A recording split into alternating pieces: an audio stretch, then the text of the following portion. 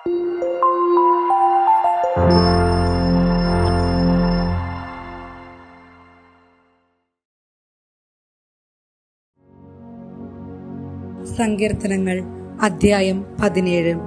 നിഷ്കളങ്കന്റെ പ്രതിഫലം. കർത്താവേ, എന്റെ ന്യായം കേൾക്കണമേ, എന്റെ നിലവിളി ശ്രദ്ധിക്കണമേ. നിഷ്കപടമായ എന്റെ അധരങ്ങളിൽ നിന്നുള്ള പ്രാർത്ഥന ശ്രവിക്കണമേ. എന്റെ വിധി അങ്ങയുടെ സന്നിധിയിൽ നിന്ന് പുറപ്പെടട്ടെ. അങ്ങയുടെ കണ്ണ് ന്യായം കാണുമാറാകട്ടെ. അവിടുന്ന് എന്റെ ഹൃദയം പരിശോധിച്ചാൽ, രാത്രിയിൽ എന്നെ സന്ദർശിച്ചാൽ, അങ്ങെന്നെ ഉരച്ചു നോക്കിയാൽ എന്നിൽ തിന്മ കണ്ടെത്തുകയില്ല. എന്റെ അധരങ്ങൾ പ്രമാണം ലംഘിക്കുകയില്ല. മറ്റുള്ളവർ ചെയ്യുന്നത് പോലെ ഞാൻ തിന്മ പ്രവർത്തിച്ചിട്ടില്ല. അങ്ങയുടെ അധരങ്ങളിൽ നിന്ന് പുറപ്പെടുന്ന വചനം ഞാൻ അനുസരിച്ചു. അക്രമികളുടെ പാതയിൽ നിന്ന് ഞാൻ ഒഴിഞ്ഞു നിന്നു. എന്റെ കാലടികൾ അങ്ങയുടെ പാതയിൽ തന്നെ പതിഞ്ഞു. എന്റെ പാദങ്ങൾ വഴുതിയില്ല. ഞാൻ അങ്ങയെ വിളിച്ചപേക്ഷിക്കുന്നു. ദൈവമേ, അങ്ങ് എനിക്ക് ഉത്തരമരുളും. അങ്ങ് ചെവി ചായച്ച് എന്റെ വാക്കുകൾ ശ്രവിക്കണമേ. തന്റെ വലതു കൈയിൽ അഭയം തേടുന്നവരെ ശത്രുക്കളിൽ നിന്ന് കാത്തുകൊള്ളുന്ന രക്ഷക, അങ്ങയുടെ കാരുണ്യം വിസ്മയകരമായി പ്രദർശിപ്പിക്കണമേ. കണ്ണിന്റെ കൃഷ്ണമണി പോലെ എന്നെ കാത്തുകൊള്ളണമേ. അങ്ങയുടെ ചിറകിന്റെ നിഴലിൽ എന്നെ മറച്ചുകൊള്ളണമേ. എന്നെ ഞെരുക്കുന്ന ദുഷ്ടരിൽ നിന്നും, എന്നെ വളഞ്ഞിരിക്കുന്ന കൊടും ശത്രുക്കളിൽ നിന്നും എന്നെ രക്ഷിക്കണമേ. അവരുടെ ഹൃദയത്തിൽ അനുകമ്പയില്ല. അവരുടെ അധരങ്ങൾ വൻപു പറയുന്നു. അവർ എന്നെ അനുധാവനം ചെയ്യുന്നു. ഇതാ എന്നെ വളഞ്ഞു കഴിഞ്ഞു. എന്നെ നിലം പതിപ്പിക്കാൻ അവർ എൻ്റെ മേൽ കണ്ണുവച്ചിരിക്കുന്നു. കടിച്ചു ചീന്താൻ വെമ്പുന്ന സിംഹത്തെ പോലെയാണവർ. പതിയിരിക്കുന്ന യുവസിംഹത്തെ പോലെ തന്നെ. കർത്താവേ, എഴുന്നേറ്റ് അവരെ എതിർത്ത് തോൽപ്പിക്കണമേ. അങ്ങയുടെ വാൾ നീചനിൽ നിന്ന് എന്നെ രക്ഷിക്കട്ടെ. ഇഹലോക ജീവിതം മാത്രം ഓഹരിയായി കരുതുന്ന മർത്യരിൽ നിന്ന് അങ്ങയുടെ കരം എന്നെ രക്ഷിക്കട്ടെ.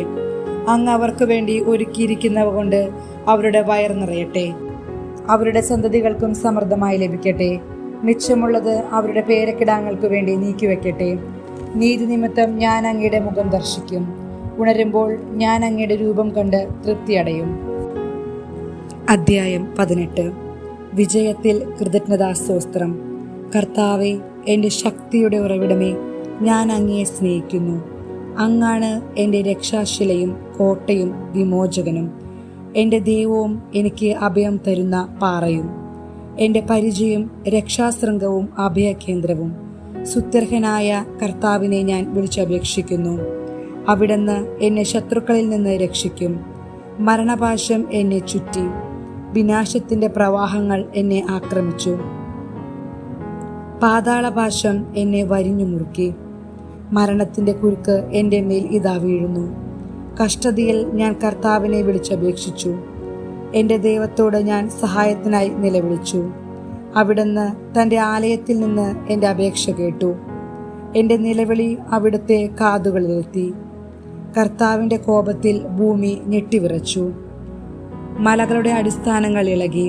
അവിടുത്തെ നാസികയിൽ നിന്ന് ധൂമപടലമുയർന്നു. വായിൽ നിന്ന് സംഹാരാഗ്നി പുറപ്പെട്ടു. കനലുകൾ കത്തിജ്വലിച്ചു. ആകാശം ചായച്ച് അവിടുന്ന് ഇറങ്ങി വന്നു. കൂരിരുട്ടിന്മേൽ അവിടുന്ന് പാദമുറപ്പിച്ചു.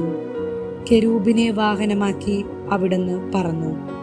കാറ്റിന്റെ ചിറകുകളിൽ അവിടുന്ന് പാഞ്ഞു വന്നു. അന്ധകാരം കൊണ്ട് അവിടുന്ന് ആവരണം ചമച്ചു. ജലം നിറഞ്ഞ കാർമേഘങ്ങൾ കൊണ്ട് വിധാനമൊരുക്കി.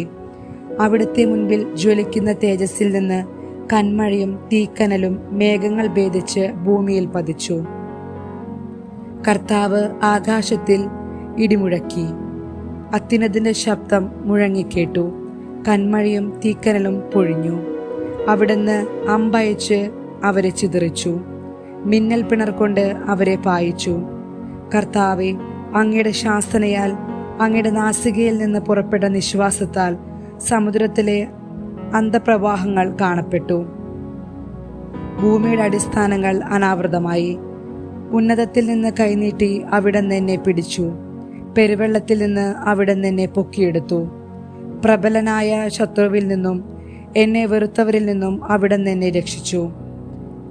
അവർ എൻ്റെ ശക്തിക്ക് അതീതരായിരുന്നു.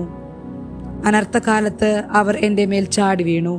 കർത്താവ് എനിക്ക് അഭയമായിരുന്നു. അവിടുന്ന് എന്നെ വിശാലമായ സ്ഥലത്തേക്ക് നയിച്ചു. എന്നിൽ പ്രസാദിച്ചതിനാൽ എന്നെ വിമോചിപ്പിച്ചു. എൻ്റെ നീതിക്കൊത്ത വിധം കർത്താവ് എനിക്ക് പ്രതിഫലം നൽകി. എൻ്റെ കൈകളുടെ നിർമ്മലതയ്ക്ക് ചേർന്ന വിധം എനിക്ക് പകരം തന്നു. കർത്താവിൻ്റെ മാർഗത്തിൽ ഞാൻ ഉറച്ചു നിന്നു. തിന്മ ചെയ്ത് എൻ്റെ ദൈവത്തിൽ നിന്ന് ഞാൻ അകന്നുപോയില്ല. അവിടുത്തെ കൽപ്പനകൾ എൻ്റെ കൺമുൻപിലുണ്ടായിരുന്നു. അവിടുത്തെ നിയമങ്ങൾ ഞാൻ ലംഘിച്ചില്ല. അവിടുത്തെ മുമ്പിൽ ഞാൻ നിർമ്മലനായിരുന്നു. കുറ്റങ്ങളിൽ നിന്ന് ഞാൻ അകന്നു നിന്നു. എൻ്റെ നീതിയും കൈകളുടെ നിഷ്കളങ്കതയും കണ്ട് കർത്താവ് എനിക്ക് പ്രതിഫലം നൽകി. വിശ്വസ്തനോട് അങ്ങ് വിശ്വസ്തത പുലർത്തുന്നു. നിഷ്കളങ്കനോട് നിഷ്കളങ്കമായി പെരുമാറുന്നു. നിർമ്മലനോട് നിർമ്മലമായും ദുഷ്ടനോട് ക്രൂരമായും അങ്ങ് പെരുമാറുന്നു. വിനീതരെ അങ്ങ് വിടുവിക്കുന്നു. അഹങ്കാരികളെ അങ്ങ് വീഴ്ത്തുന്നു. അങ്ങ് എൻ്റെ ദീപം കൊളുത്തുന്നു. എൻ്റെ ദൈവമായ കർത്താവ് എൻ്റെ അന്ധകാരം അകറ്റുന്നു. അവിടുത്തെ സഹായത്താൽ ഞാൻ സൈന്യനിരയെ ഭേദിക്കും. എൻ്റെ ദൈവത്തിൻ്റെ സഹായത്താൽ ഞാൻ കോട്ട ചാടിക്കടക്കും. ദൈവത്തിൻ്റെ മാർഗം അവികലമാണ്. കർത്താവിൻ്റെ വാഗ്ദാനം നിറവേറും. തന്നിൽ അഭയം തേടുന്നവർക്ക് അവിടുന്ന് പരിചയാണ്. കർത്താവല്ലാതെ ദൈവം ആരുണ്ട്? നമ്മുടെ ദൈവമല്ലാതെ രക്ഷാശില എവിടെയുണ്ട്? അവിടുന്ന് ശക്തി കൊണ്ട് എൻ്റെ അരമുറക്കുന്നു. എൻ്റെ മാർഗം സുരക്ഷിതമാക്കുന്നു. അവിടുന്ന് എൻ്റെ കാലുകൾക്ക് മാൻപേടയുടെ വേഗം നൽകി. ഉന്നതഗിരികളിൽ എന്നെ സുരക്ഷിതനായി നിർത്തി. എൻ്റെ കൈകളെ അവിടുന്ന് യുദ്ധമുറ അഭ്യസിപ്പിച്ചു. എൻ്റെ കരങ്ങൾക്ക് പിച്ചളവില്ല് കുലയ്ക്കാൻ കഴിയും. അങ്ങ് എനിക്ക് രക്ഷയുടെ പരിച നൽകി. അവിടുത്തെ വലത്തുകൈ എന്നെ താങ്ങി നിർത്തി.